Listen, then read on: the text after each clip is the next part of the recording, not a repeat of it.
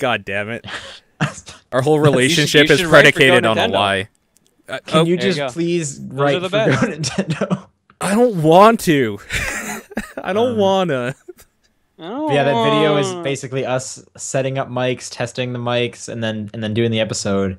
And we used to do those at like midnight until like 2 in the morning or something. It was crazy. Yeah, because a couple nights we had to one of us would be working at the store, so we had to wait. That's right. You're right. And we closed it around 10. Yeah, so Ustream actually archived when that stream started, and it was at 10:40 p.m. and it's 2 and 20 minutes long, so you went until about 1 in the morning that time. That's visible. And you berated Nathan for having the next day off and him being lazy and he should just do the editing because you had to work in that video. That seems totally reasonable. I don't think I'm in the wrong there. I don't necessarily think you are either. If you have the whole day off, you can take like half an hour to put this thing up, right? Yeah, yeah. And he said he had to go buy a card for his dad. That was his excuse for not doing it. He lived literally 2 blocks away from a mall, so it's not like that was going out of his way. Yes. Oh. Yeah, I didn't watch the full thing. I kind of just jumped through a couple sections, and I got nostalgic to those times, man. We were so much younger. The podcast has grown. Everyone's grown with us. I don't know how many people are listening that listened back then, but I will say though, the audio quality pretty good. Those mics were great for the start off. It was honestly not bad. I think the biggest whoa, this is a long time ago thing for me listening is John's hair. John's hair. Well, I mean, yes, absolutely. But more importantly, they're at the beginning at some point when you're about to start, you're saying to John, tweet it out or whatever. He's like, all right. And he said, oh, I'm almost up to 1,500 viewers. 1,500. Oh, you mean followers? Yeah, followers. 1500. That's how long ago this was. That would have been when I actually made my Twitter account. It would have been pretty close. Yeah, yeah. What really funny. What are you at now, John? 44,251. There you go. Yeah, Tune in next week to see where he's at then for our weekly Twitter follower check-in. 300 times the amount, I think, if my math is right on that. Yeah, no, that's still that's just a cool little glimpse of the past if people want to look that up. So Paul, thanks for finding that. Is there anything else on the Ustream? There is actually. There was only one other video, and it's where Tabletop Down Perspective Part 2 with Metagame and something else, I think. Okay, are you in that one? Yes, that's when. Okay, so that video was split up into 2. You were playing a bunch of stuff with Nathan, Griffon, and Chris, I believe, before John and I showed up. And then when we showed up, you guys went offline, and then we got everything set up again. It's that half. Break. Had some pizza or something. Yeah, yeah. The first half was lost. I think we've done 2 tabletop down perspectives. I think we've done 3. 3? What channel would those have been on, though? Those would have there's at least one on mine, if not 2. Okay, yeah. Eventually, I think we just started doing them on John's channel. Yeah, on his Twitch. That sounds right. But we definitely started with Ustream, so that would have been a while ago, too. Yeah, because then the only other stuff I can think of doing live are the Sega Saturn streams. Yeah, let me dig through the spreadsheet here. I'll look for Tabletop Down.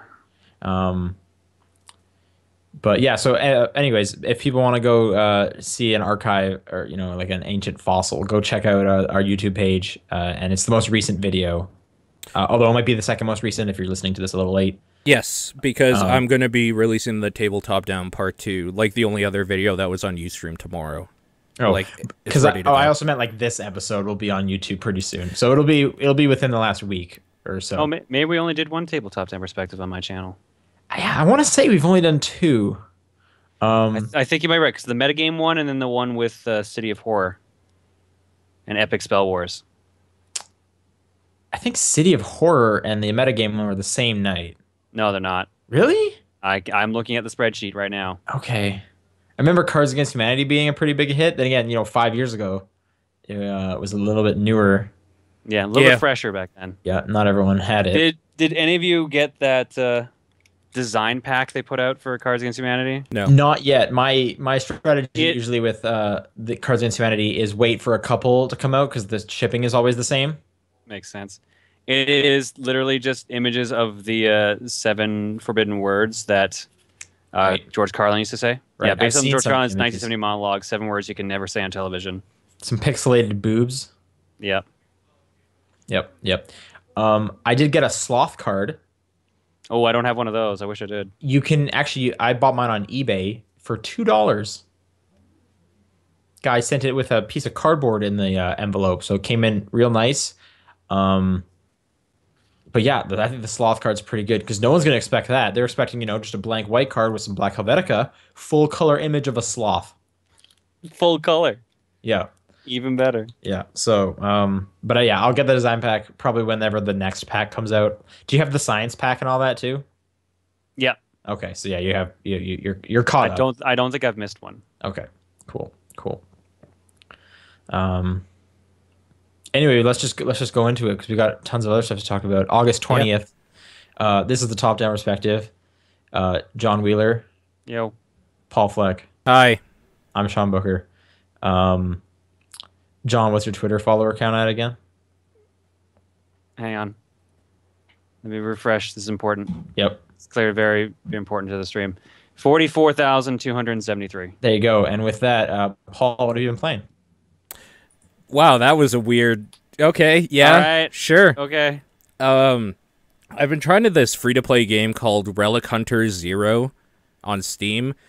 And for anybody who has played Nuclear Throne or knows what Nuclear Throne is, where it's kind of a procedurally generated shooting game that you go through different stages through, and it gets harder and harder and whatnot. You pick up different guns and weapons. It's basically like a dumbed down version of that, like really dumbed down, as in there's 3 types of ammo, like heavy, light, and medium weaponry, and like pistols and semi-automatic pistols and stuff like that. Nothing too crazy that I've seen, and some melee attacks. And the pace of it is way, way slower. Like, it's not as crazy. I don't know. It doesn't feel good. I just wanted to bring it up that, like, if you try Relic Hunter Zero because you don't know what these games play like, it's free, and you really like it, I suggest dishing out the money to get Nuclear Throne because that's just a better game. It's the same basic idea, just ramped up.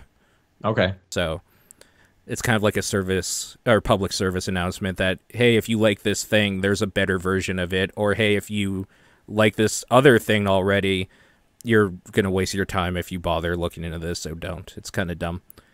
Sorry, real quick side note. I was going to the chat. They're saying it is 3 tabletop down perspectives that there have been. And also, apparently Superman started. I wasn't going to bring this up. Yeah. Superman will end when TDP ends. I knew he would fucking say it. I wasn't going to bring it up. Just going to let it go. I knew you wouldn't, Paul. I knew you wouldn't. I just kind of love the idea that it'll end when TDP ends. Oh, that's pretty funny. So this podcast is going nowhere. Now, anyway. Just to spite us, tomorrow there's going to be a new Superman episode. Literally and figuratively. There's going to be a new Superman episode up tomorrow on John's channel, and there's like, well, shit, TDP's done. But it'll just be like the second episode. No, like uploaded. He's gonna spend all night putting it up just so we don't have to do TDP ever again. I said it wasn't gonna go up till after Yoshi's Island. I'm not fucking like doing that. How's Yoshi's Island going anyway? I see you have been keeping up with it. I'm just asking. Yeah. So are you still doing the Castlevania stuff? Yeah. I've got 2 more episodes left to put up, and then a bonus episode, and it's done. Bonus episode. Is it like bloopers? No, just like the bonus modes in the game. Oh, okay. Bloopers is a great idea. That seems like an easy episode to do because whatever you like cut out to like not put in, the cutting room floor. Yeah, just whatever's on the cutting room floor, and then there's another episode for you, and it's just nonsense. It's true. Anyways, the other game I've been playing is a third-person MMO called Skyforge, free to play as well, and that game is really good. I am actually super surprised that that game is worth anything, because I think it's just mechanically, it's just really fun. It plays kind of like a Smite does, or kind of like what the hell is that called? Like Phantasy Star Online sort of thing, MMO, like PSO2 specifically. Okay. And I mean, the story is absolute trash. It is so fucking stupid and convoluted and up its own ass. It's ridiculous. What's the story? You are a human who fought some dudes and then died, and now you must ascend to god status. Okay. Makes sense to me. Yeah. It sounds a lot like Asura's Wrath. Kind of, but not like as entertaining in that regard. Okay. Really. What I like about it, though, is that the animations are very fluid. It uses a combo system to change what your like attacks do. So, say you like with your left click, right? It'll do some basic attacks, but if you click them like 4 times in a row in succession, it'll be like a combo. And every time you click the left click, the right click ability will change to kind of combo with how many clicks you've already done, and like with your number keys as well. So it's almost like a weird fighting game in an MMO, which is kind of cool. And another thing I like about it is there's kind of like the sphere grid. Remember the sphere grid from Final Fantasy X? That's how you unlock classes. Like, there's just a bunch of different classes you can get. How you unlock classes? Yeah. So you start off with 3 classes. You start off either being a cryomancer, which is like a freeze mage or whatever you want to call it, a priest type guy called the Lightbinder, and a paladin, which is just like a knight, basically. And you have to use one of those 3 classes and kind of... This is like the tutorial thing. You have to level up and get gems and whatever. Your Ascension Atlas is what they call it. It's the sphere grid, though. You have to level up the sphere grid. So that's when you get to a certain point, that's when they kind of open you up to this giant sphere grid of wherever you want to go, because you already know kind of how to play this game and stuff, and now you can make actual choices about what you want to do. And there's a bunch of classes. There's like an alchemist, which deals with a lot of like using poisons and goos and stuff. I don't know, it's weird. Warlocks is a standard one. Gunner class is pretty cool. You're just shooting a whole bunch of shit. I don't know. There's a lot of cool things about this game, but the free-to-play model is still what's kind of taking me off a little bit about it, but I'm not sure how bad it gets. So they kind of trick you, because when you install the game and you create an account, they automatically give you a premium account for 3 days. So you think that, like, oh, this is great. Like, I'm not paying anything, and I don't feel like there's any hindrance at all. They kind of hide that you got a premium account for a couple days. Then when you come back after that premium account's gone, it's like, okay, this is the actual free-to-play thing where you're getting only half of the gems you would usually get. You're leveling up slower. It's more grindy. So at that point, you're like, I've experienced like the lifestyle of the rich and famous. I can't go back to being a peasant. The thing is, it works because I actually want to be part you dropped of some cold cash. No, I haven't. You dropped some G's. I'll get to why I haven't yet, because I don't usually mind paying money for something I enjoy. But I think it's gross that they do that, and it works really well because you see that like it just feels better on the other side. They've shown you the greener grass, and then they take you back, the trailer park sort of thing. Right. So the thing that's gross is that you don't pay a subscription service. It's not like $15 a month will get you that month and you can play unhindered or whatever. You actually have to pay in increments of days. So you can buy like 3 days, 5 days a week, or like whatever you want. But you can never actually just kind of quote unquote own the game. So you are going to be spending way more money in this than you would just buying a $60 game. Like, I think we calculated it, and for $100, which is like their best deal or whatever, their highest thing you can buy, their highest tier, won't even get you a year worth of playtime. And that's gross. Like, that is kind of... So wait, that doesn't sound like it's free to play then.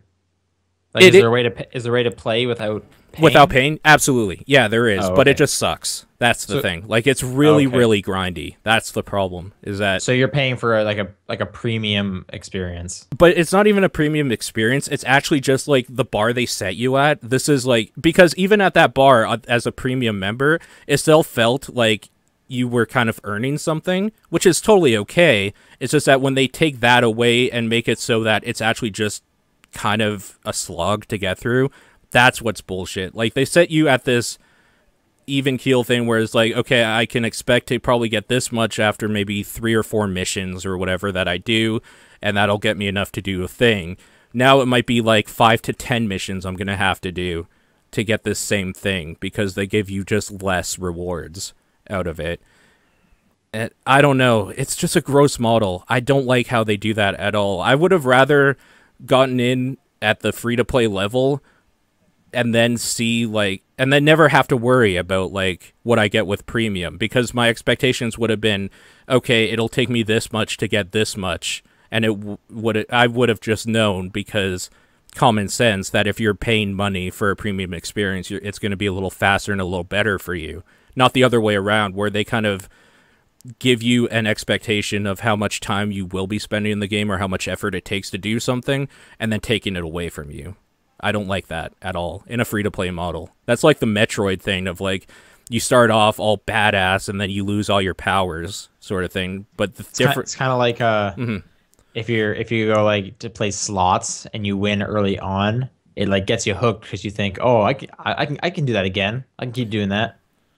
I mean, to a degree, yeah. But that's a little bit different because you know you're playing slots and it's all gambling at the end. It would be like if you went to a slot machine and somebody's like, you can't lose at this machine, check it out. And then for like a full hour, you just kept winning. So you have in your mind that you're not going to lose. Like, the winnings might not be huge. They might be for every $10 you spend, you're getting 15 back or something. But like, you're like, okay, I'm still making money. I could do this for a while. And then all of a sudden the bottom drops out. It's like, now for every $10 you spend, you're getting $3.50. Like, they kind of take that away from you. Sure. And I don't like that. It's effective, though. And that's what bugs me, I think. Because if it wasn't effective, I wouldn't care, obviously, right? I don't like that they know human psychology and they are using it to fuck people over out of their money, and then not even giving them an option. Like, I would spend $80 on a game I'm really liking to play it unhindered for a long time. Why not? Like, why don't you give me that option at least? Or if you want to, I don't know, make it so you can pay for every 3 days you want to play or whatever, give people that option. Just give us more options. Don't make it that I can never play your game, like, always at some point. Whatever. I'm torn because I really like how it plays mechanically, but I don't think it's enough to get me to. I can't grind out. I've done too many MMOs in my time. Just like, I'm a tired veteran, man. I can't do it anymore. I've seen too many wars. You're just the guy who wants to play like a racing game, but he just wants to like buy the pack that gives him all the cars because he's tired of like racing.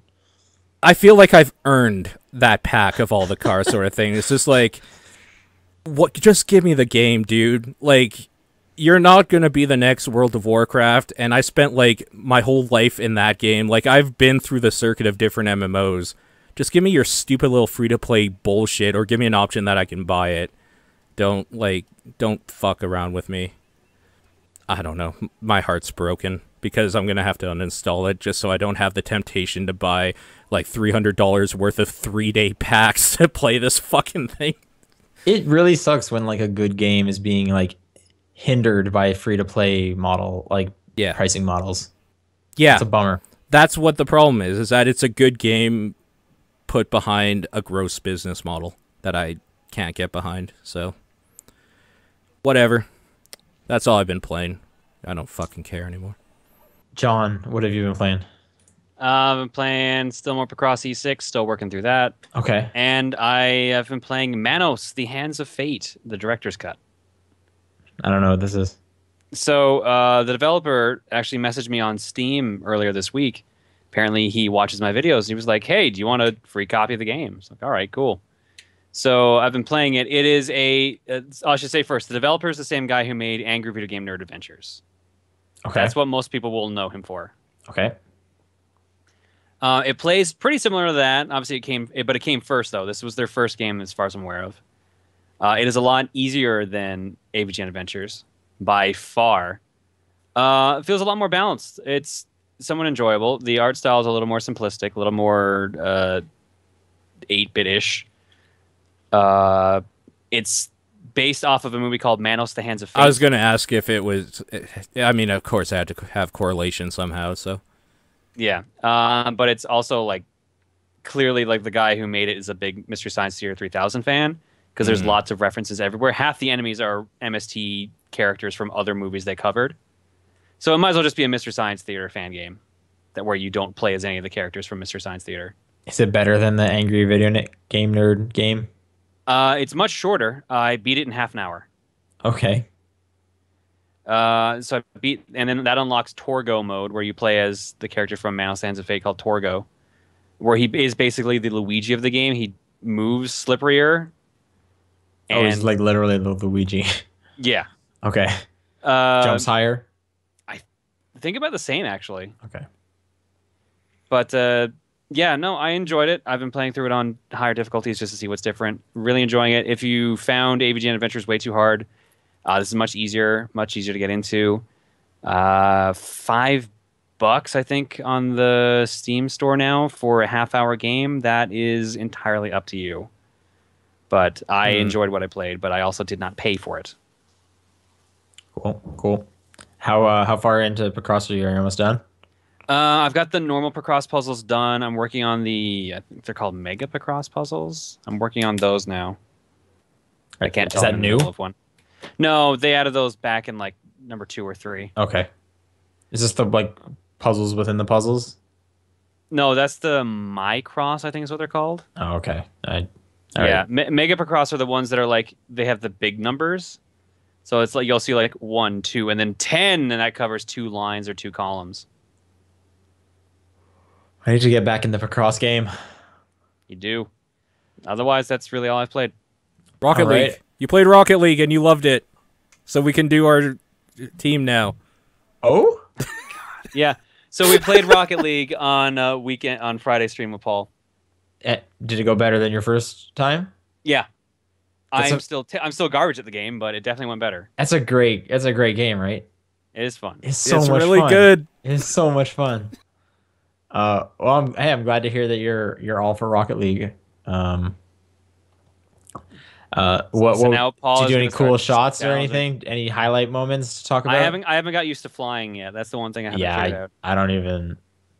I can't do any of the I'm flying working stuff. on getting good at the ground game, and then I'm gonna get good at the air game. I'm like just starting to get like okay at like I'll be goalie and not feel like this is just gonna go bad. I haven't tried goalie yet either. I'm afraid that would also go bad. Yeah. Goalie's kind of terrifying because some of those balls you don't think you'll ever get.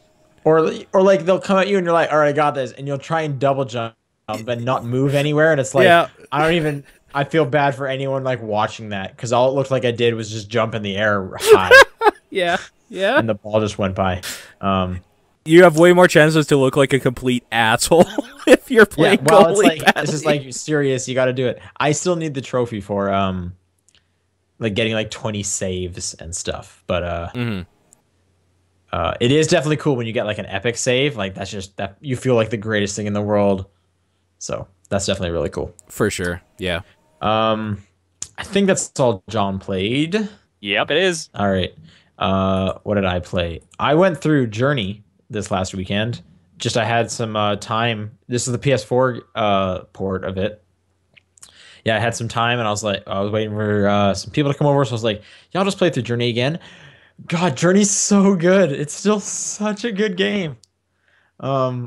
Which I'm sure everyone knew because it's the exact same thing. But it looks gorgeous. It still sounds amazing, and the best is the guy I met up with. Like, we instantly had like a connection. Like, we were able to kind of communicate what things to do. I think he realized that I kind of knew the game. I wasn't sure if how much of the game he knew, but I was able to be like, no, hey, come over here. Look, I know there's a secret over here for you to get like a trophy and stuff. Or hey, no, we have to sit down for 20 seconds to get this trophy. But and then I got to the point at one point where I thought I lost him. No, actually, oh, sorry.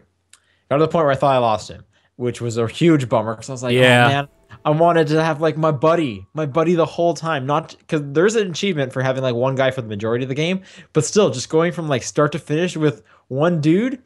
Yeah, that's great.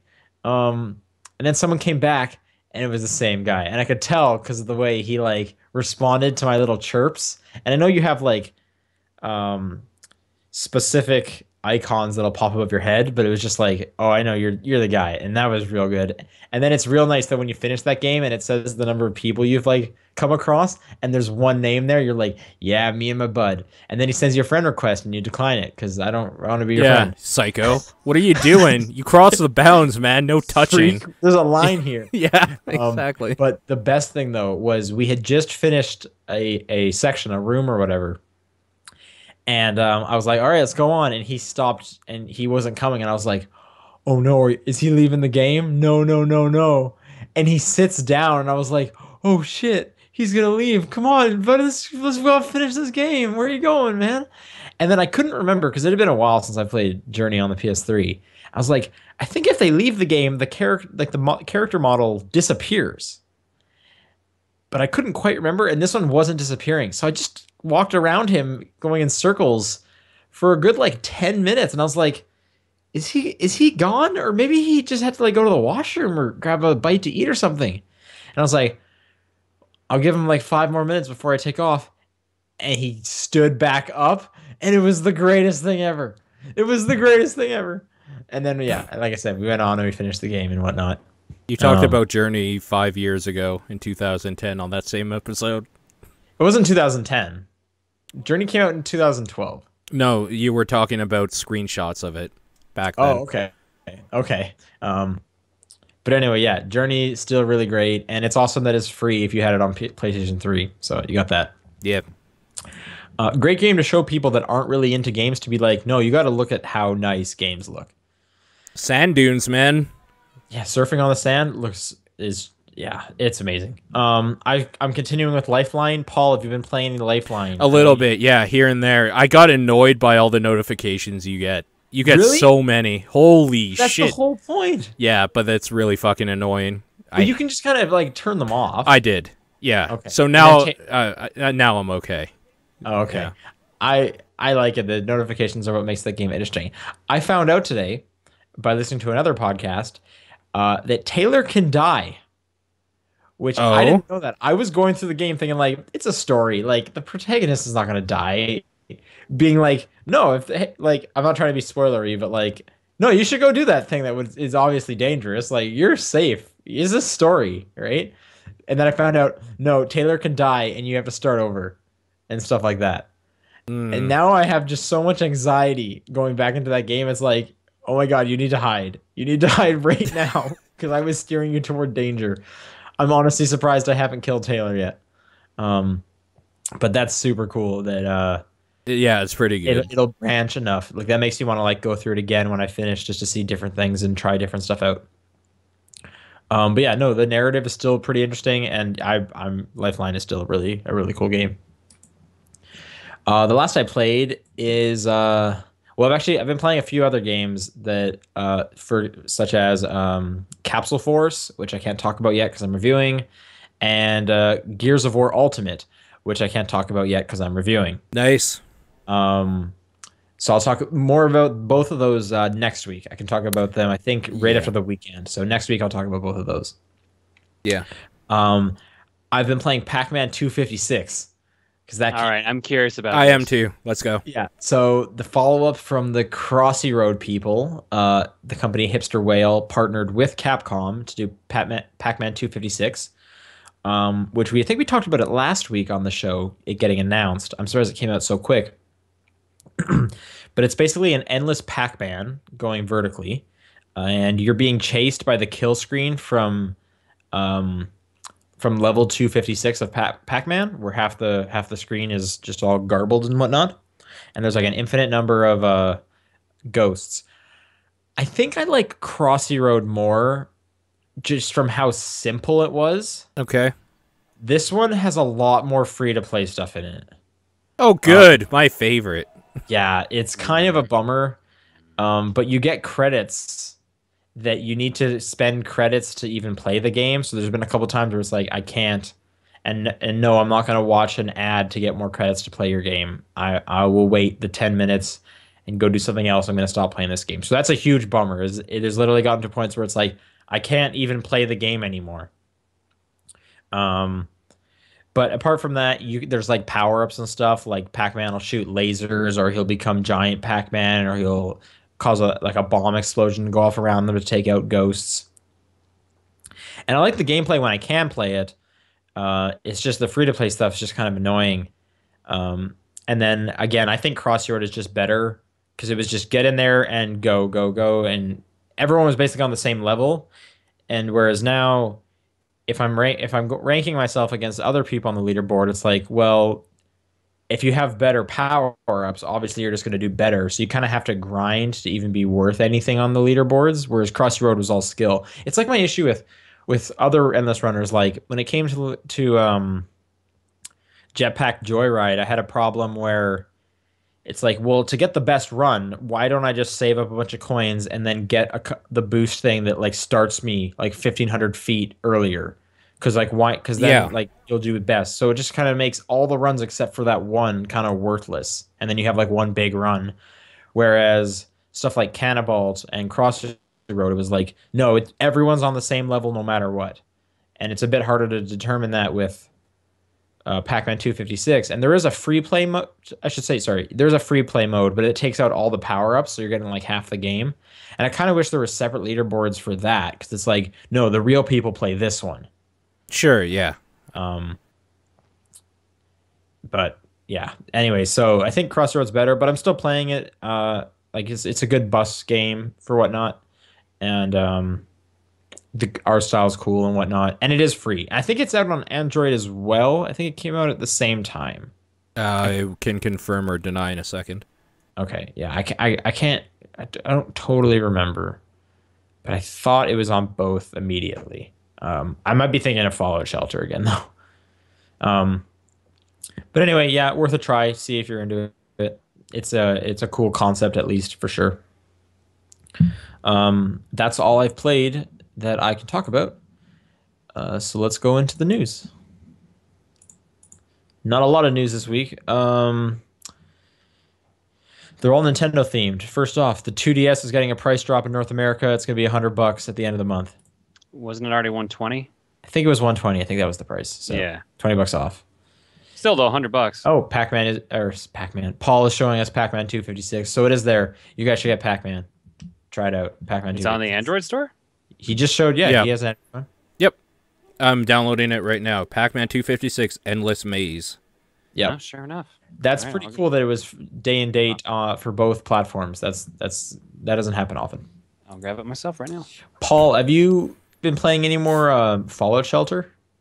Yeah, here and there. It's not something I sit down and play, unlike some people around here. So, next bit of news: the 3DS's near NFC reader went up on Amazon. Just kind of for your information, that thing's going to be $20 on its own. I was just kind of curious how much they were going to be selling that for, and that's for games that'll 3DS games that'll use amiibos, and then the cards, because it'll also come bundled with the Animal Crossing game. So that's probably the better one to pick it up with. Last, and definitely not least, the biggest news of the week, they announced Picross 3D 2. The best thing was John saying, "Don't tell Sean," and somehow you just saw it or whatever. Or did they? No, the person immediately said, "Hey, Sean, Picross." They immediately went to him and said it. Okay. Which I had. It's funny because we talked about this last week. Like we talked about Picross like 3D last week, and we're just like, you want a sequel. And I think I said like I don't know what I said, like if I didn't want a sequel, or if like a sequel would need like a lot of improved functions or something like that. I think you were saying they would have to tweak some stuff. Yeah. Well, now it's time to find out. Yeah. It's got amiibo support. Yes. I haven't looked into it much. What's the amiibo support like? I assume it gives you like a pixelated version of like a sprite of that amiibo, and then you solve the puzzle for it. I'm stoked if that's the case. But it's not gonna like, there's not gonna be Picross amiibos, is there? Like, that would be amazing. I'd buy them. But what? Yeah. Well, yeah, you'd buy anything with the name amiibo on it, so that doesn't mean anything. What? Picross doesn't have a mascot. Picross 3D did. Remember, it has that weird blob block thing. Oh yeah, totally. The blob block thing. I don't actually know which one you're talking about. Yeah, neither do I. Oh, okay. No, there actually is a mascot for Picross 3D. So. Oh, okay. It's been a while since I played it. I'll look it up. Put that in Smash Bros. I want it. It's pretty fucking weird, actually. So what do they need to fix in Picross 3D? What do you think? Better controls. I seem to remember the controls being fine. Better touchscreen functionality so that it won't accidentally click on blocks that you're not clicking on. That would be nice. Okay. That happened a ton when I was playing the game. Maybe now that you have a bigger DS screen. Oh, you know what? And yeah. What? Yeah, no, you're totally right. I remember so many times just like it getting rid of like a bunch of shit by accident. That was bad. I haven't played that game in years. I'm thinking because like it's got the touchscreen on the 3DS is much better. Like it'll probably be fine. Yeah.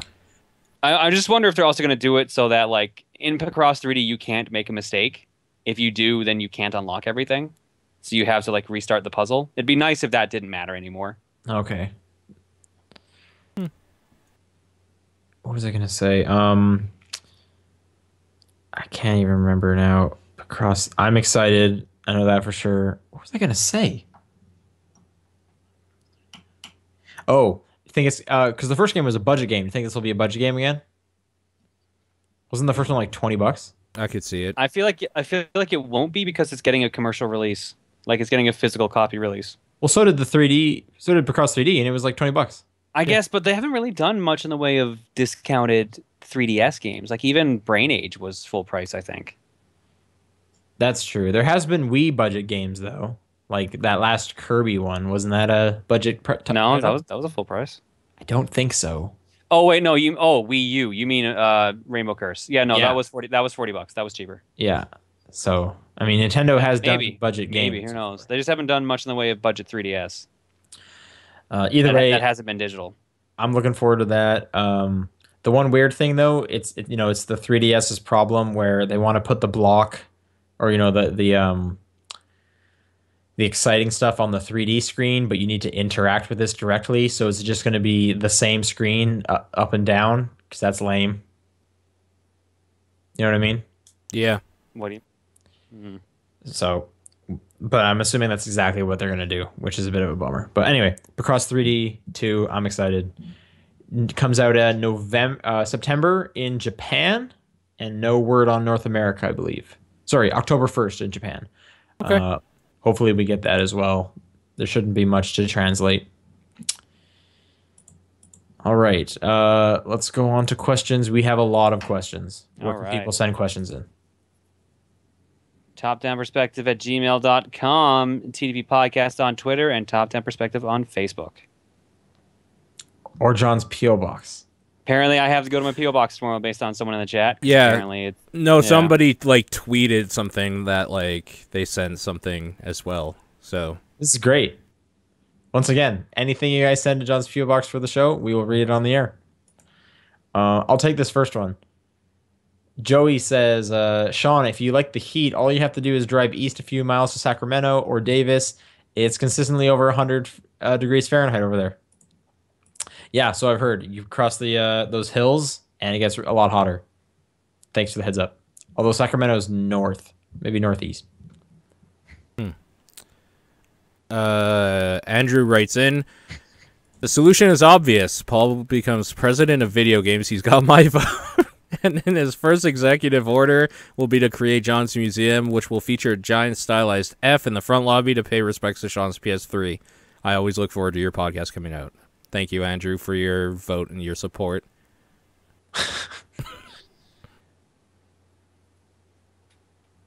And then he has some questions as well. Are the Oh, I see. I Oh, thought that those are actually his. Yeah. Questions Yeah, about yeah. The name of the next person. Gotcha. Okay, you know what? This You're one's right. coming in from questions. You're right. Okay. So he has a few Oh, I see. He split it up for all of us. So I'll just ask you guys the questions that yeah, okay. Hey John, with Mario Maker coming out, is there a possibility you'll LP some of the created levels on your channel, possibly a 5 to 10 minute weekly feature? Yeah, okay. There's a second part here, but Yeah. I might. The problem is Mario Maker comes out like 2 days after I get my wisdom teeth removed. okay. So I'm not giving any condition to play it, let alone and like do videos on it. So maybe after a while, but I have a feeling everyone else is going to beat me to the punch. So I don't know. We'll see. I mean, there's already people. There's already preview videos. There's already out. videos. So. Yeah, I know people who've already got the game like a month early. I'm just like, I want to play this damn game. I'm kind of surprised I don't already have it, but anyway. I kind of am too, to be honest, Sean. Yeah, I mean, I put in a request. Maybe I'm just not getting it. Who knows? Secondly, do you currently have a real job? Anytime I think about it, I always picture you as Kramer from Seinfeld, the guy who never works a real job, but always falls ass backwards into money. My actual job is a Kramer impersonator, so it pays very well. There you go. There's the secret of what John does. There you go. I knew it all along. It's gonna be. I It's knew gonna it. be like the Joker, where every time you say I what your could not. job I is, could not think of a way to work that like public breakdown he had that kind of killed his career. I couldn't figure out a way to do it that was tasteful. No. There's no tasteful way of doing it. So Nope. avoided that one. Sean, what are your 5 favorite VNs in no particular order? I'm assuming he means visual novels. Yeah, probably. Good thing he says no particular order, because I don't have them ranked or anything. 999 is definitely in there. Ghost Trick, although there is gameplay to it, it's basically a visual novel.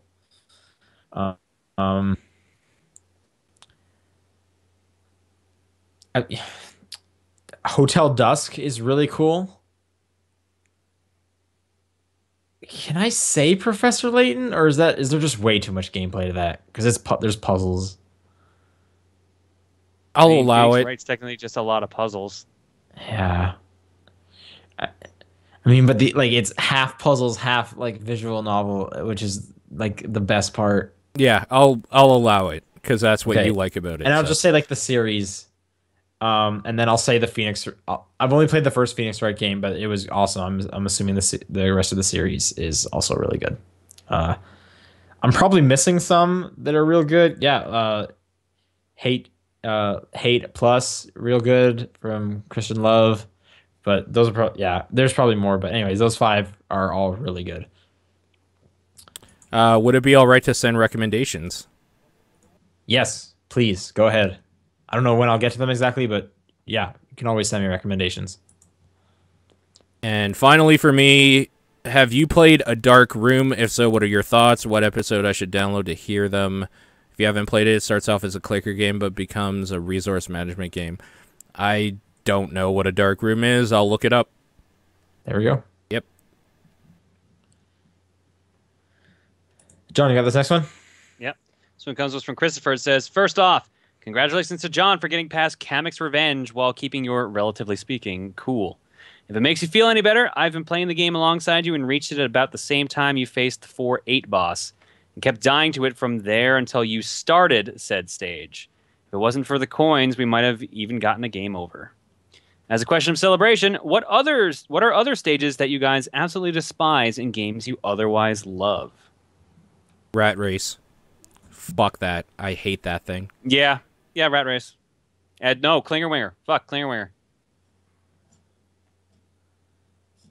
I think Klinger Winner was cooler though, like as a concept for a stage. Cooler, but harder, in my opinion.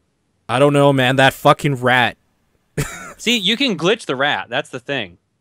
Yeah, If you get okay. lucky, You can glitch the rat. I don't know how to glitch no rat. But like you can skip that entire stage or like 2/3 of that stage if you time it right. I usually don't like any of the like ice dungeons in Zelda games. Yeah, yeah. Or Like, most underwater levels either. well, I mean, yeah, that's an easy one to go with, but I'm just thinking like the slipperiness of ice stuff is always super annoying. Oh, Twilight Princess. Oh man, the Like, block sliding. Yeah, and I was specifically thinking of Majora's Mask recently because that's the most recent Zelda. Well, that's not true. I also played Minish Cap, but Majora's Mask was earlier this year. Or was that last year? No, that was earlier this year. It was like February. Yeah. Ice dungeons are dumb. Yeah.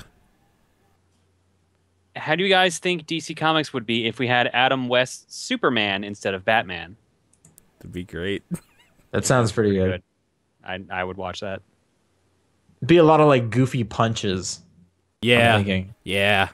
Yeah. It would just be a cartoon instead of being a comedy of errors. I feel like it'd be like a mix between the Adam West Batman and that old Incredible Hulk show. With That Lou show Ferrigno. kind of took itself seriously, though. That's the only thing. What's I'm thinking, like, you would do all the stuff where he, like, bursts through a wall, but then he'd also just be silly. So he'd, like, burst through the wall backwards. He would, like, pick up people and, like, 3-point them into a net or something. Yeah. That'd be great. I would totally watch that. That kind of sounds like a Bizarro TV show. I would watch that. He says, "Ah, hell, here's some groupie questions as well. Over the past decade, I feel that video games have made a huge amount of progress and, despite what some may say, have gotten better as a whole. Are there any genres that you feel missed this memo and have stagnated in quality or design over the past decade or more?" Sports games are still super not interesting to me. Simulation sports games. Sure, okay. But at the same time, that's kind of the problem. I mean, you're right. Car soccer is awesome. Yeah. So I'm with you there. Survival horror, because people just don't know how to evolve it, and they all become action horrors now. Yeah. I don't know, man. When that evolved into Deadly Premonition, that was pretty good. Deadly Premonition is exactly how survival horrors have always been. You mean amazing? Yeah, no, you're right. I love them. They're my favorite genre. So right. I'm just saying they don't know how to evolve because they were always perfect. That's what I'm getting at, I guess. I can't really think of any other genres that haven't improved.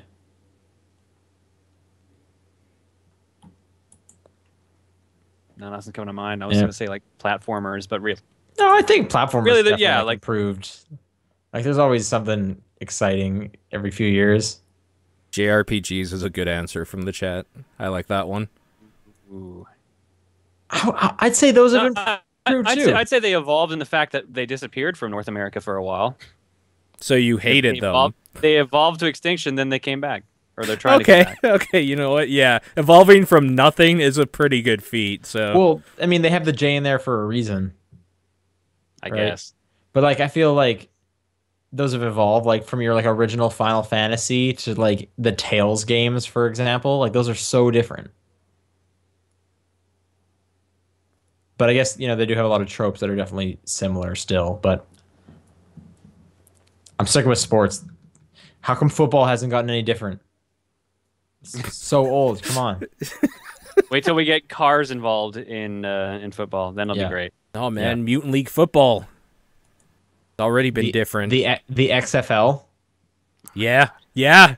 That was stupid. That was a thing. I've never seen it, but it sounds amazing. With like jumps and shit. Sounds so good.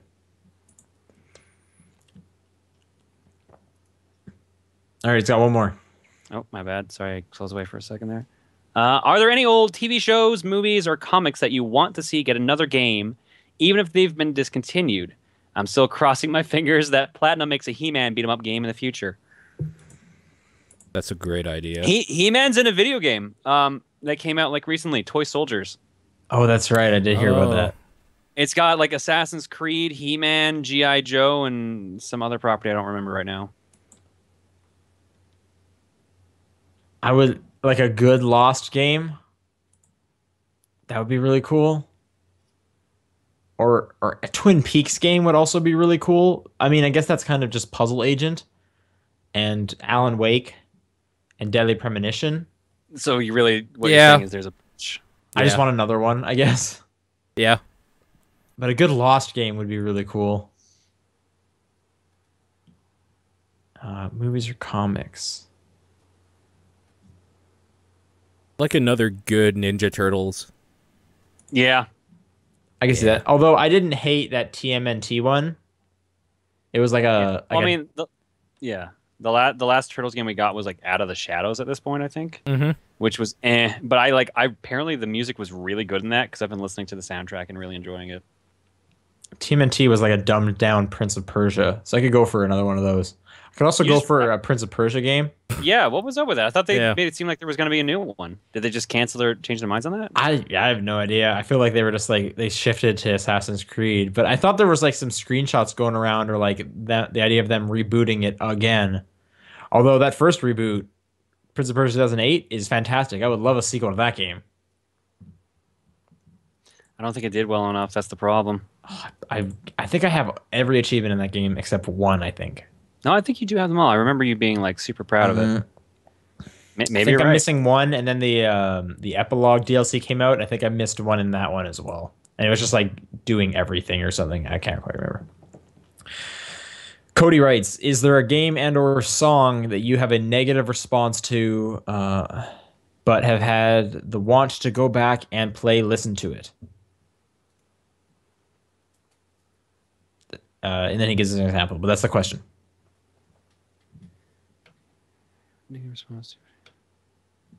So a game or song you originally had a negative response to, but you went back to it to finish it.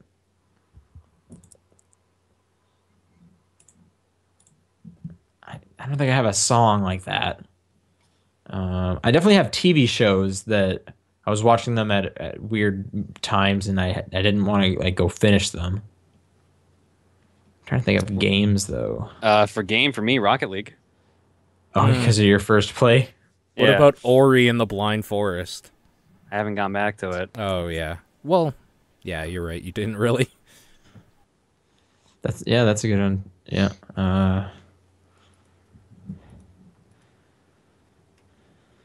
I'm getting kind of close with Pac-Man 2. Oh, then I have to go back to it. I mean, I guess I'm kind of still going back to it despite getting annoyed with the free-to-play stuff. I don't know how much longer that'll last, though. Oh, wait, it says, but have had the want to go back. So I haven't gotten to it yet, but I would like to see more of the Evil Within to see how bad that gets. But I don't know if my want to see how shitty that gets is strong enough to put me through the bullshit it's gonna make me go through. So, do you have any interest in that other it's another horror game? I forget what it's called. It's 2 words, but the trailer it was at E3 last year. I think it's on the PlayStation. I know which one you're talking about. It's something Dawn. Until Dawn or something like that. It's with the girl, right? Like the sexy blonde girl, and it's like a QuickTime event, like lots of QuickTime events. Do you remember this game? Yeah. I'm trying to remember the name though. The Until Dawn. That's what it is. That's what I thought. Yeah, Until Dawn. Yeah, absolutely. I'm in. Yes. I'm kind of interested because with the QuickTime events, like I don't have to physically walk down the scary hallway. Sure. But I'm just kind of curious where they're going to go with like the branching paths and stuff. So I'm a little curious in that, despite not playing any horror games. I think it's probably going to be really dumb, and I'm super stoked. So yeah, I'm in 100%. He also says, John, when you glitched your last glitch and your game is over, what will become of your game collection?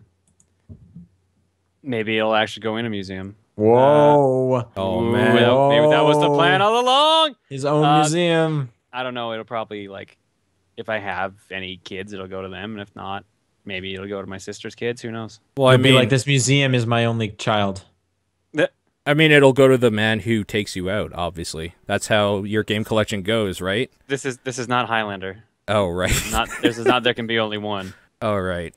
But he takes you out, and then he possesses your collection, and then someone takes him out, and the collections slowly grow together. No, the collection possesses him. Oh, I see. Exactly. Yeah. You get trapped inside of a game. Isn't That'd that be what really life funny. is? Yeah, kind of. Boom. Dropping truth bombs here. Take that, reality. So dumb. Oh, this is gonna work out nicely. Okay, Paul. Yeah, you're next. I noticed that. I thought you did that on purpose. No, I didn't even. No, I didn't even. Oh, I see why. Nice. Anyway, Michael writes in, on many video game related shows/streams, I've been hearing about the approaching fall of the Wii U and the rise of the NX. One stream I was watching posed an interesting question on the matter that I'm not sure I have an answer to. Did you get your money's worth out of the Wii U? I've heard both sides of this argument, but can't seem to make up your mind. Or my mind, so what do you think? Yeah, I'm with John on this. I totally have. The way I see it, if you get...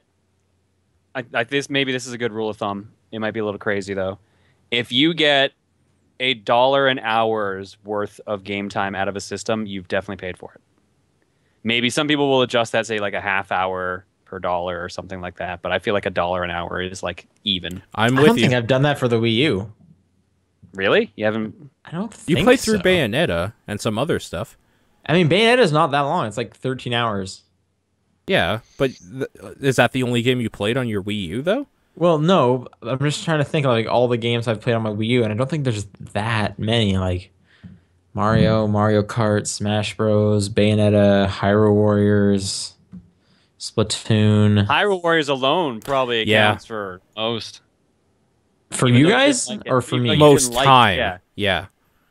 I mean, I didn't get everything unlocked, so Yeah, but even getting through everything takes a bit. I'm trying to think what else I played on there. The other Mario a little bit, like the first one.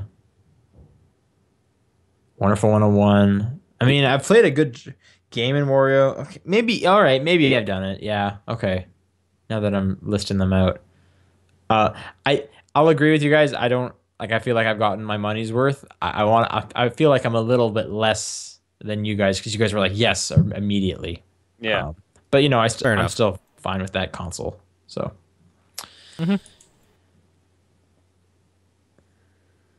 There's another part of the question. Oh, I was wondering if anyone was adding anything. Okay, after hearing you all talk about VLR 999, except me, obviously, I decided to give 999 a shot. It was amazing. Thank you for the suggestion. So thank you to both of you, I guess. Well, it's not just you. John hasn't played them either. It's like it's Good not- job, Sean. I You played did it. 999, I just never finished. Oh, okay. I didn't know that. Yeah. Why didn't you finish? What are you doing? It just didn't grab me. Oh my gosh, that's crazy. That's crazy. Anyway, yeah, if you've done a 999, play VLR. Those are great. All right. Now the reason we were talking about that is I've got the NPD numbers again, thanks to Matthew. This last month, the 3DS in North America has sold 104,000 units. The PlayStation 4, 218,000 units. I should have tried to guess these again, but I've already looked at it. Oh, you already looked? All right. Yeah. The Xbox One, 189,000 units. The Wii U, 47,000 units. Still lagging behind. Meanwhile, Splatoon has sold 85,000 copies in the last month. 70,000 of those were retail copies. Witcher 3 sold less than 60,000 copies. What? God of War 3 remastered. Oh, I didn't even realize that came out. Yeah. Right, because that's why the red PS4 controllers are out now. God of War 3 Remastered, less than 50,000 copies. Grand Theft Auto 5, lifetime to date, 15 million copies across all consoles, not counting PC. That's kind of crazy. Yep. It did come out twice. Yeah, still though. Theodore writes, are there any games in a franchise that many people regard as one of the weaker titles in the series that you hold as one of your favorites? He says, personally, I hold a soft spot for Fire Emblem 6, The Binding Blade, which is a game that a lot of people don't seem to enjoy. Not being released outside of Japan might have been a factor, though. It has some balance problems with weapons being noticeably less accurate compared to later games. Roy promoting it quite literally 3 chapters before the final boss, and it lacks some small things like being able to use items during preparation menu. Nonetheless, I think the map design is very good for the most part, chapter 14 being an unfortunate exception. And for my preference, it's a perfect balance of relative simplicity compared to the other games while still having good potential in its mechanics and strategy. So, games in a franchise where the weaker one is one of your favorites. Zelda 2 and Super Mario Bros. 2, the actual one we got over here, which those was are your Doki Doki favorites? Patent. Yeah, easily. Yeah, he loves those. Absolutely. Wow. Okay. Huh. I think I'm pretty like mainstream with my preference on the installments. What about you, John? I can't think of it. I don't have one that I would say is my favorite, but I do have one game that I like that a lot of people hate, and that's Paper Mario Sticker Star. I enjoyed my time with that one, but a lot of people hate it. I wouldn't say it's my favorite Paper Mario game, but I enjoyed it for what it was. I would just say I don't like that game. One I think of, and people are into it now because that's the cool thing to do, but at the time, Wind Waker was not received well when that was first out. Most of the games in the GameCube were not received well when they first and then when they just like bring them back, everyone's like, man, I love that Luigi's Mansion. Everyone's a hypocrite. Yeah, they are. So I guess Wind Waker is my favorite Zelda. So I definitely like that one. That's like my least favorite. It always has been. Because you just hate the best of anything. Obviously, yeah. Yeah. I just don't like shitty, cartoony bullshit. Except it's fun and full of life and color. No, dude, sailing is terrible. Your favorite Zelda is Twilight Princess. I actually really like Twilight Princess, except for that fucking sliding around on ice, the blocks. That's the worst thing in video gaming. You just love how it looks like it's in like dirty dish soap the entire time. Dirty dish soap? I like the parts where you turn into a wolf. Yeah, they're pretty neat. I mean, I'm fine with Twilight Princess too. Skyward Sword is really colorful. I've never actually played it. Skyward Sword is a colorful game. And he also says, and since I brought it up, what would you say is your favorite Fire Emblem game? Probably Awakening. I was going to say probably Awakening. Awakening was really good. Still haven't played any. So. You should try out Awakening. It's pretty good. That was kind of my question on Twitter one day, and people are like, no, fuck all the other ones. Just play Awakening. So, I mean, I like all the other North American ones too, but Awakening is really good. It's the most new player accessible too, out of all of them. Yeah, that's what they said. And it's probably the easiest one to buy at this point. Sure. Next to, I guess if you on the Wii U, I think you can get Fire Emblem and Sacred Stones now though. But yeah, okay. I think you're right. All right, who's got next question? I think it's Paul. Yes, Brendan writes in: have there been any opportunities for you guys to get a copy of a game before its initial release date, not counting importing? Yes. No, never.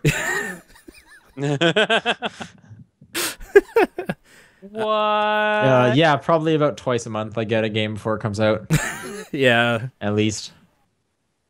Yeah, when you do reviewing, like, you get too many games before they come out. So. A lot of the times you end up with a lot of games. Yeah. Yeah. I don't think I've ever imported a game. The closest was going to Japan, but I don't know if that counts as imported. I don't think that counts. Yeah. So I don't think I've ever imported a game. What about you guys? Ever gotten anything early? A couple. I got Rayman Legends. Yeah, I got that one early. Oh, right. You did the promo and the preview for it. That's right. That's right. Paul? Oh, yeah. Oh, I'm gonna try not to count a bunch of shitty indie games. Because what about because I'm just looking at his next part. I'll just read it real quick. Yeah. He says, for me, I was very close to getting an Arkham Knight PS4 bundle at Fry's the day before the game released, but the retail clerk realized his mistake and said, if I give this to you, I'm going to get my ass kicked. Have you guys ever gotten something like because the store didn't realize or something? No, I've never done that.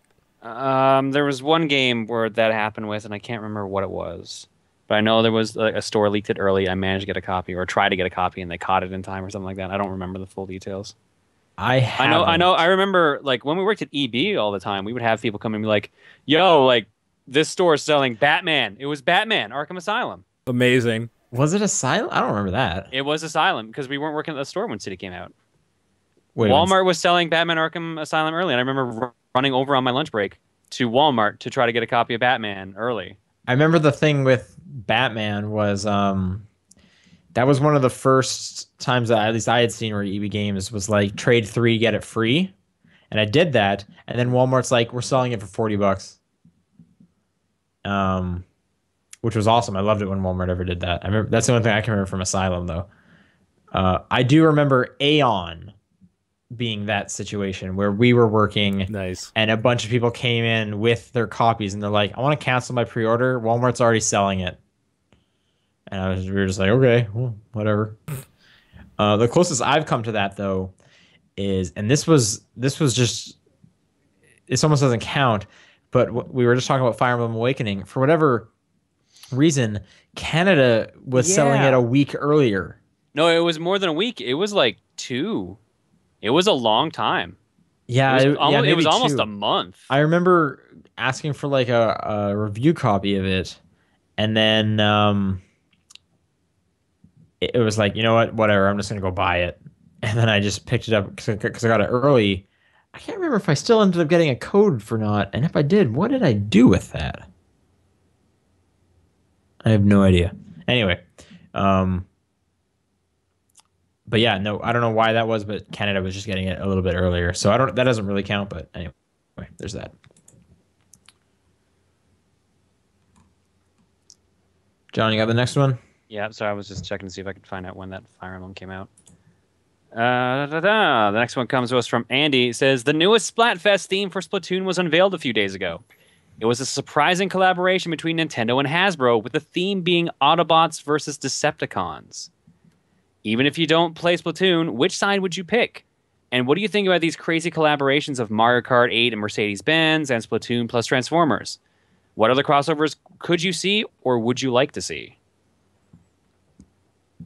I feel like those are kind of two different kinds of crossovers. One, like we actually had the Mercedes-Benz in the game. This is just a kind of vote thing, right?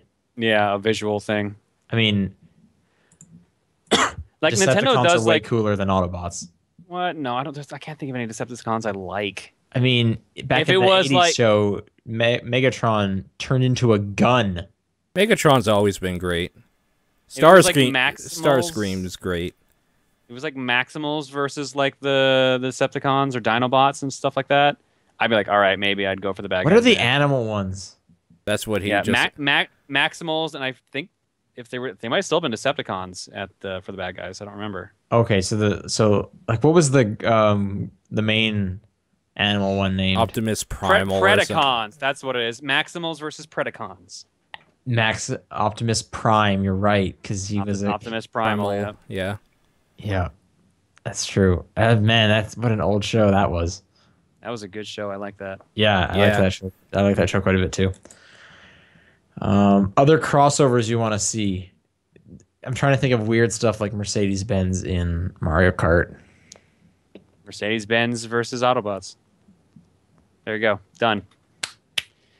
Like Nintendo does weird crossovers like that all the time. Like Mario Golf had branding deals with Callaway Golf and like actual real-life golfing locations. I was trying to think of what else. I'm trying to think of something goofy. Yeah, I'm trying to think of anything. NBA Street Volume 3 had Mario, Luigi, and Peach playable, so weird shit like that. I didn't know that. I knew there was ones with Mario in it. There was like an SSX game that also had... Oh, you know what was great? Tony Hawk, when they put Spider-Man in there. Yeah. That was so cool. You were Spider-Man? Archie versus Predator comes back again in the chat. That's a comic going on right now. Yeah. Now? Oh, yeah. Right now, yeah. Oh, yeah. And Bayonetta was in a Playboy magazine. I remember that. That was dumb. So was Lara Croft.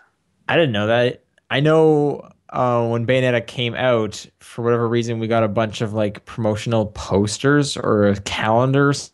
Calendar. That was the pre-order bonus. The posters were the pre-order bonus. I remember Nathan ended up getting one. Yeah. I think we had a whole bunch left over, and we were like, no, I don't want that in my house. But Nathan was like, I'll take it. And then we just made fun of him because it was like, nice calendar, dude, because he had this gross anime girl thing.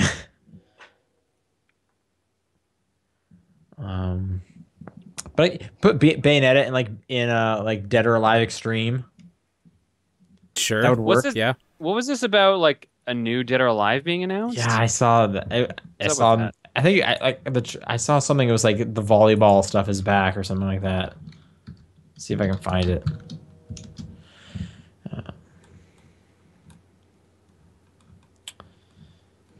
Meanwhile, the second part of the question is also on the topics of mechs. What's a great game that has mechs in them that you can think of? Bayonetta 2 is pretty high up there. That just has like a mech somewhere in it at any time. I guess, yeah. Every Metal Gear. Yeah. Yep. I don't even remember mechs being in Bayonetta 2. It's in the intro bit, for starters. Oh, yeah. You're right. Here we go. Dead or Alive Extreme Volleyball returns for more volleyball. Hang on. Announced at the Dead or Alive Festival is revisiting their Jiggly Beach volleyball game. Dead or Alive Extreme Beach Volleyball. Oh, it's just Extreme 3 Fortune. And for the PS4 and Dead or Alive Extreme 3 Venus for the PlayStation Vita. According to the producer, it's because the fans asked for it. I'm sure. So that's the thing. There was this other game, I kept seeing it pop up on Twitter that's coming out somewhat in Japan, where you fight as like schoolgirls and your experience not only raises your stats, but also your cup size. What? Yeah, that's coming out in Japan soon. I forget what it's called. It's not a Sengen Kagura. Oh, here, it's right here on the side. It's called Labyrinth. Defeating enemies increases your bus size in the game. I'll put this in the chat if people want to check that out. The logo itself kind of says what you need to do. See what you're going there for. Mech games. Wow. Were you guys ever into like the Armored Core stuff? Yes, Armored Core is fantastic. Mech Assault was what I played. I didn't play like either of those. What was that big one that was like super popular and it was like kind of a first thing, like Oculus Rift for this one? What was that called? Oh God, I know exactly what you're talking about. It was really at, early. Like, cons all the time. It was really early when Oculus Rift was like first being announced. I remember it being at PAX and stuff. What was that game called? Yes, that's the one. I remember that came out and it was just like completely forgettable. Like that is on Steam. You can buy that if you want it. Yep. No, I know it's out. Yeah, Wait, it's been out for years. And it's free to play, right? Yeah, like I said, that came out and it was just like nothing happened. Yeah. No one cared. Epidemic on the PS1 is a terrible mech game. But again, I haven't played any like Armored Core or any mech games really myself. Doesn't Mega Man X have mechs in it? Yeah, that's probably the best game with a mech in it. Yeah, I'll go with that. Mega Man X. There you go. I know. I really like Mech Assault. I had a lot of fun playing that. And Crimson Skies. Those were my games. Oh, Crimson Skies. Yeah. Okay, Matt asks, any of you guys ever run Homebrew on the Wii 3DS other consoles? For Project M, Aperture Science 3D, etc. 3DS hacks seem obscure, but running SNES emulator region-locked games on it seems cool. Don't know if it's risky, though. I only heard of it last week. Never have myself. Yeah, I haven't done myself, but I have played Project M before on hacked Wiis. My PSP is very, very hacked to a point where I think I hacked it too much, and now I can't play normal PSP games on it. My normal PSP can't read discs because it just broke, so that's kind of similar. That's also a problem, yeah. Yep. What's this like risky thing? Do you know anything about that? Oh, because you're basically fucking around with like the internals, like the software, and there's in some cases the potential to like brick your console or your handheld. I know that was a major issue with the PSP, was that you could easily like break your console and make it completely useless. So I guess like you've risked too much because you just can't read discs anymore. So there is a threat. Yeah. Okay. Gotta be careful. I never really do that stuff. I just buy games. Yeah, I'm kind of with you. OnePress L2P writes in, I've been playing through Lifeline, have really enjoyed the use of notifications. Has any other game impressed you with the use of a feature on any system that developers wouldn't have thought to use with their game? that developers wouldn't have thought? Yeah. I don't know what that means. Maybe they mean any other developer. Like, since it's a mobile console or whatever platform, a lot of developers don't think I could use notifications. Yeah. Hotel Dusk, you hold the game like a book. Yes. Which is awesome. Yep. That's so cool. Anytime a DS game requires you to close the system. I was going to say Phantom Hourglass. Professor Layton does that, makes you do that. I think Hotel Dusk makes you do that too. I think so as well. That's also super awesome. Everything in Game & Wario. It's the best reason to own a Wii U for like, why do I need 2 screens? Game & Wario is the best example of that. Seaman. Oh, God. Hey You Pikachu is a bad game. I bet. I'm trying to think of other like Psycho Mantis fight. That's pretty good. Yeah. Oh yeah, Metal Gear. Like just anything Kojima's done, probably. Yeah. I was trying to think the solar panel in all the Boktai games, or just like being able to kill the end by changing your clock time to like a week later, and he just dies of age. I didn't play it, but didn't the PSV like the Vita Uncharted game, didn't you have to like hold the system up to a light to see through some stuff? Yeah, the map. Yeah. Flatman brings up a good point in the chat. What about the Monster Rancher games? Monster Rancher was great. Take out the CD and put out another one. Well, you would put in a music CD. Yeah. Yeah. You could put in any CD. You could put in games too. Well, yeah. I didn't know that. You actually got special monsters if you put in other Tecmo games. That's super cool. It is. Those are always super cool. Yep.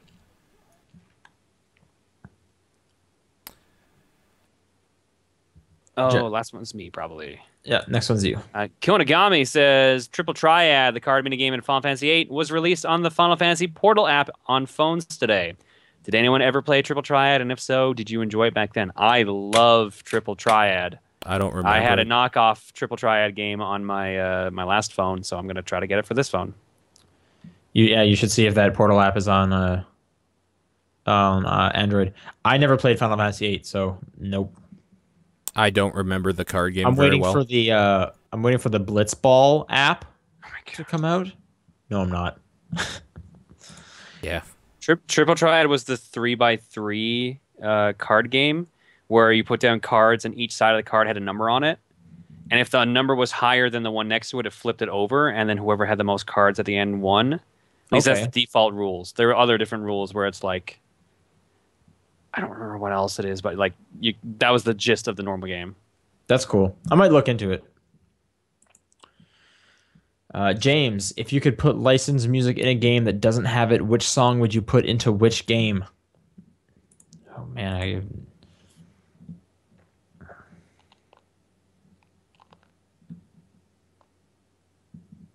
I have like nothing coming to mind.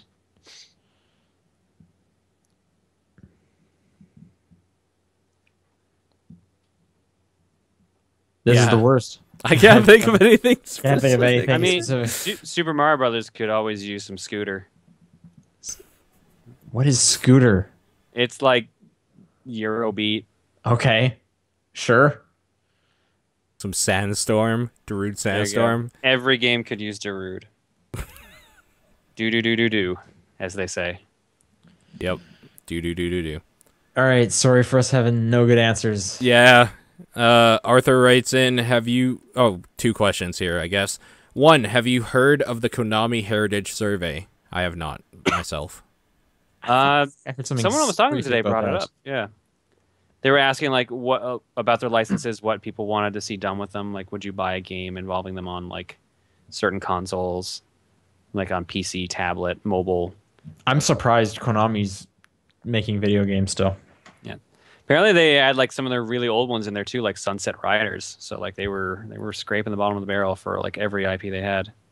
For pachinko machines? Yeah, maybe they're just gonna make pachinko machines of everything. Sunset Riders would actually be pretty great as a pachinko machine. I'm just gonna say that right now. You could do some great stuff with that. So whenever you lose, it just says, "Bury me with my money." Yep. You could do some good stuff there. His second question here is favorite Mario Maker character skin or one you would like to see. What skins are available? Have they confirmed if Sonic the Hedgehog is going to be one? Because that would be kind of trippy. Because they said pretty much every amiibo is compatible, but I don't know what Sonic does. I also have not been looking into Mario Maker stuff because I actually want to like go into it fresh. Yeah, I don't know. I haven't been looking much. I didn't know there were skins. Yeah, all the amiibos unlock certain like a skin. Like you can play as 8-bit Wii Fit trainer. Oh yes, sorry, I knew that because I'd seen like Zelda and like Wii Fit and stuff. Yes.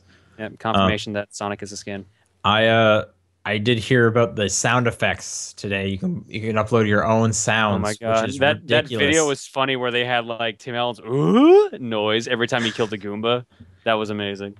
That's pretty good. Yeah, I'm so surprised that they did that, but that's incredible. That's great. That's really good. All right, John, you got this one. Then I got the last one. That went fast. Sorry. Velusian writes in and says, without any prompt, what video game theme will always come to mind? And do you sing along out loud? Will come to mind? I mean, Snake Eater. Yeah, it changes day by day for me. Okay. Right now I hear like the Final Fantasy VI do do do do do do do do. But I've also been playing Record Keeper, which is why that's been happening. Okay, yeah. I mean, yeah, I've been playing some Gears of War and all those classics. I'm just humming along with them. Mad World? Yeah, just Mad World. Yeah. No. Gary Jules. I don't think I get a lot of game music popping in my head. Like I get normal music that'll pop up every now and then. I'm trying to think. The Legend of Zelda theme every now and then. I don't know why. I guess, yeah, sometimes Zelda will pop into my head. That's true. I'm trying to think of anything else. No, and I played a lot of Rocket League, and none of that music stuck with me. That really. music's so good, though. Just Zelda every now and then, I guess. Yeah. Juker, what are some of the weirdest official tie-in games that you have heard of? Any of them actually worth playing, good or bad?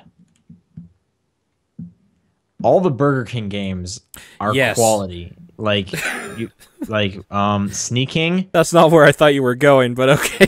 Sneaking is God bless him for trying it. Hilarious. Definitely worth playing those three. Those are. It doesn't play that well. The best playing out of the three would be the bumper car one. What's the Pocket Bike Racer? Pocket Bike Race is the it's not the bumper. That's the racing. Yeah, one. big bumping is not that good from what I remember. I think Big Bumpin' is the worst one. Yeah, I think that's the only one I don't own. I have played it though. I think Sneaking, like, yeah, it's kind of janky, but it's also really funny. What was that McDonald's game on the NES? The McKids one or whatever. Oh, McKids, yeah. That game plays okay. It's called McKids. How about Yaris for the 360? Remember that game? I missed out on Yaris. Yaris, you played as a Yaris in some weird glitch world, and for some reason you had like an octopus, like a robot octopus arm coming out of your car that could shoot stuff. I never understood how to play that game. It's terrible. The chat's right. Pepsi Man is the right answer here. Pepsi Man is a pretty good option. That game is so fucking dumb. Oh, you know what I actually quite enjoyed? Doritos Crash Course. Yes, actually, you're right. That was kind of fun, yeah. Yeah, like the Wipeout ripoff. And then there was another... there were two games that came out for Doritos. And Harm's Way, and there was Doritos Dash of Destruction. There's a couple. That's true, yeah. Dash of Destruction, that's the one I was thinking of, where you're in the city. Harm's Way, I remember not playing much at all. Harm's Way was kind of eh. And yeah, wasn't it like a multiplayer thing? It was like everyone against one. It was one like person. It was a racing battle game. It was like car combat, but it was also a race. I thought there was only one person in the driving, and everyone else was controlled like turrets on the side. I think you were like on separate teams, like turrets and cars. Okay, maybe. But I remember they even came out with a sequel, like a Doritos Crash Course 2. Yeah, they did. Yeah. It was also free, I believe. And it was a lot harder, I recall. Because I almost have all the achievements in the first one, I think. Or I did get them all. And they had it had like multiplayer. Yeah, that one was ridiculous. Oh, there was that really bad Connect game. You've narrowed it down so well. No, but it was a tie-in thing, and I remember Chris Evans was in it. Oh, no, my God, the yeah. movie one. Yeah. The act. What was that called? Oh no. It was so bad. It had Chris Evans, like some like supermodel, and like there was a like music star. There was like 3 sections. There one was you that had to like do DJ. fight training with Chris Evans. One you had to like pose on a runway or something. Yep. And then I think like a DJ thing or like no. It was one of the 2 guys from LMFAO. Yeah, that's guy. who it was. Yeah. Oh, it was Red Foo. Discovered. Oh, that game is so bad. It's so bad. But you could upload your videos to Facebook. I think I did that. Oh my god. Doritos Crash Course is the best tie-in that I can think of. The best one? Pepsi, Yeah. man. Although if we're talking like movie tie-in games, Scott Pilgrim, hands down. But if we're just X-Men Origins Wolverine is really good. Is the second best movie tie-in game. Okay. Scott Pilgrim versus the World is fantastic. Yeah, it is. Or it was when you could get it. When you could buy it, yeah. Rest in peace. Yeah. All right, that's going to do it. Once again, questions for next week, topdownperspective@gmail.com, at TDP Podcast on Twitter, or there's the Facebook group. Just search Top Down Perspective. Oh, yeah, there's also John's P.O. Box, which apparently people are doing, so that's great. Keep it up. What's your guys' games of the week? Probably Picross still. Skyforge. Mine's probably Lifeline still. Okay. I'll say Lifeline. Okay. And then small announcement. There has been some interest in us making Top Down Perspective shirts. Mm-hmm. If you are someone that would be interested, please let us know. We would like to gauge some interest. Paul is going to start looking into different printing places to see quality and whatnot. So it won't be for a while because we're just starting this out. I think we could pretty surely say stickers at the very minimum is a thing that could happen. Like tomorrow, I could set something up maybe. That's not hard. We have a logo that you could put on something. So. But yeah, please email or just tweet us. Just saying if that is something you'd be interested in, because we would like to know, or if there's other products, just kind of let us know what you'd be into. All the more feedback, the better. That would be great, because this is new territory. But anyway, I guess that'll do it for this week, and we'll see you guys next week. Thanks for tuning in. Bye. See ya.